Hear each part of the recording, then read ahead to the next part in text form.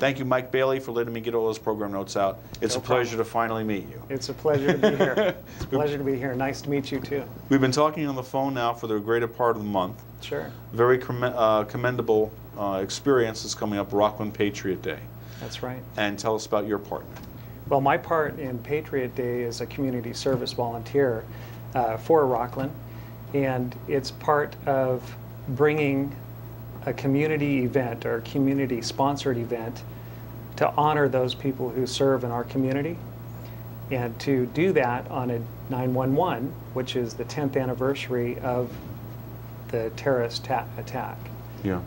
So it's very special to all people. We all remember where we were at that point. Yeah. It's unmistakable.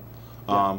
It's one of those events, like they said, I think the only one that had more precedent or people remembered was when the unfortunate day when President Kennedy was shot. Yeah. People always remembered where they were when they heard that shocking news. Yeah. And I remember seeing this. I was getting breakfast in the kitchen and turned on the television. Somebody called me and said, "Look, just turn on any channel." And I said, "What?" Knowing that I was from New York. I saw the World Trade Center come down. It was right around the time the first tower fell. And I cannot tell you how many times I visited that tower. I was working as a messenger boy, teenager going to high school, for a Wall Street firm. Mm-hmm. Used to have to go to the World Trade Center all the time. Yeah. And this was the building where you went up to the very top, 110 stories, and there was an observation deck. Mm-hmm. All glass walls on one bank there. And you could see, on a clear day, you could see portions of 6 states. Yeah. And it was breathtaking. And it was quite horrible having visited that place to realize the decimation. I think I was there probably once or twice. I went Yeah. to college on the East Coast and went up to visit, but really didn't pay too much attention. You know, you think those things are going to be there forever, Right. and you never think something like this would happen. But come 2002, 2003, I had the opportunity with a prior company that I was with to be assigned in New York City in the Lower East Side. And so I got to experience firsthand what community and bringing a city and pulling together, what that really meant, and what those folks did. And that's the same type of community spirit that I see here in Rocklin today. Rocklin has come together through the police and fire and all the community to put this event to commemorate that 10th anniversary of 911. It's just an incredible amount of people working on this right now. So you've been to Ground Zero, you've visited? I have. Yeah. I have, and I actually got to work with the Henry Street settlement. I'm not sure if you're familiar with that, being from New York. Somewhat.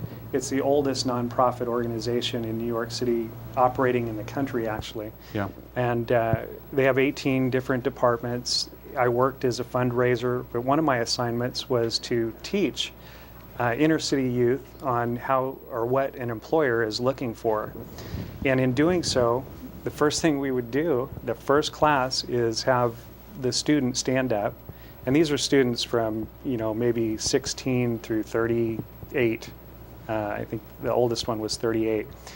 And they would stand up and tell us a little bit about themselves and their name and so forth. And the most striking thing to me, or the most memorable thing to me, was having the first person stand up and just say, "I was a security guard in Tower 2. Oh, boy. Yeah. So he actually knew everybody going in and said goodbye to him going out. And at the end of that day, there was not at the end of his talk, there was not a dry eye in there. Sure. And it was real hard to keep on going. Yeah. But we made it through, and I can't tell you how many events were like that for me during that year in New York City. And hence, that's pretty much why I'm doing what I'm doing with Patriot Day. And I know that every one of our volunteers, with the Rocklin Police volunteers, as well as our community organization for this event, all have stories just like that, or some memorable experience. And that's what we're out to do, is bring it back in the forefront on the 10th anniversary of 911. Yeah. The organization, the police volunteers in Rocklin, do a variety of things. They have the ID, the kids' ID. kits that they go out, and they also the volunteers will watch your place while you're on vacation. Mike Natoli is a great contact, and we've worked with him many times in the past. Yeah. Mike's community awareness about everything from counterfeiting. He has Secret Service guys come in to what not to do during holiday time, as far as leaving your house wide open for people to see what kind of gifts you've got, so they can then come and steal them. Yeah. So the Rocklin volunteers, those police volunteers, have been instrumental in this event.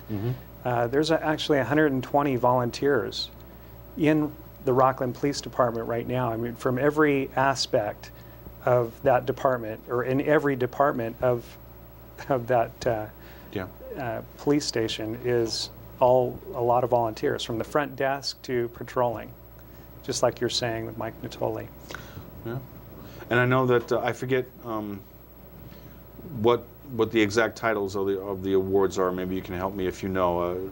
We spoke to Chief Lawrence about it, and I know that Governor Schwarzenegger, former Governor Schwarzenegger, gave them a volunteer of the state award 2 years ago, and they most recently won another award too. So the program, which I think is about 100 strong, 110 strong. Yeah, they said. Chief Lawrence said it was 120, I think, Great. the other day. Yeah. Great. I mean, it's not only got local publicity, but it's also had some national kudos as well, which is great. Right. It's an incredible program. We want to keep that going. And the Rocklin, those volunteers actually do some great work on the side, putting on other events. For one example, the Canine Unit. Yeah. Are you familiar with Yes. how they raise money for the canine? We're losing or retiring our canine for Rocklin, and had to, it kind of was out of the budget at this point. So the community volunteers, or the police volunteers, got together and had a goal of raising $15,000, but actually raised $25,000. So actually they just got their dog, or I believe so. I believe they got their dog yesterday. Good. And so it was a pretty good thing, pretty good deal. Yeah. And if that sounds like an extraordinary amount of money to get a dog that's going to be in the police department, it's not. Chris Osborne, Larry Osborne's son, who is a dog handler and a trainer, we've done interviews with him in the past, and it's amazing the training that these animals have to go through. Yeah, the last dog I saw, and I'm not sure about this new one, but it was from Germany. Yeah. So it spoke German. Yeah, that's right.